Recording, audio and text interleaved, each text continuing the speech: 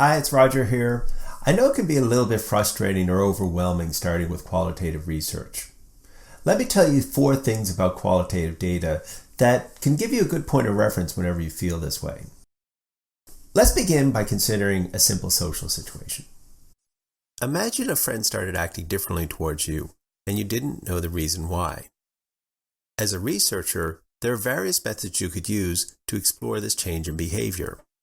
For example, researchers often design surveys to gauge people's opinions. You could design a survey and give it to your friend. Hopefully they'll complete it and let you analyze the data.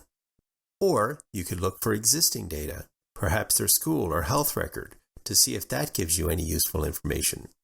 You could run experiments to test various hypotheses. Maybe it's only around certain people that your friend acts differently. But neither of these research options seem like a reasonable approach in this situation.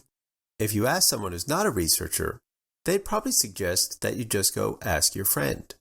It's the most direct way to find out what's going on.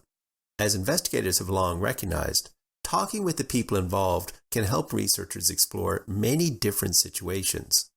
For example, maybe you want to get a better sense of customers' needs, or to understand patients' concerns with a treatment, or to evaluate teachers' experiences with new school resources. In all of these cases, directly engaging people is the best way to find out what you want to know. Qualitative research is clearly more complicated than just talking with someone. But our simple situation with your friend still illustrates the points I want you to remember. The first point is that while qualitative research may be new to you, it's closely tied to how we act and live.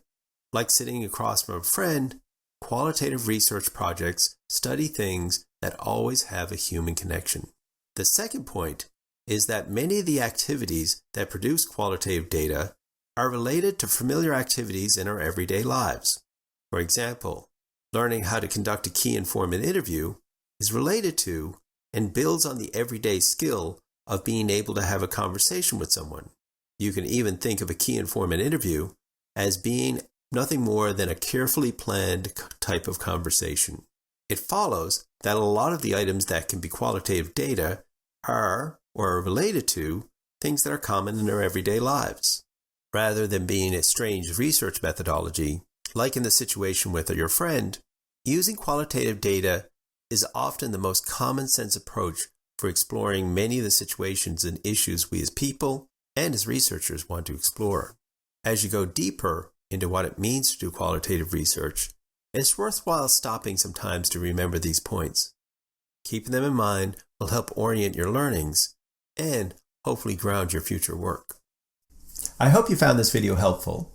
If you have any comments, please post them below, and best of luck with your research.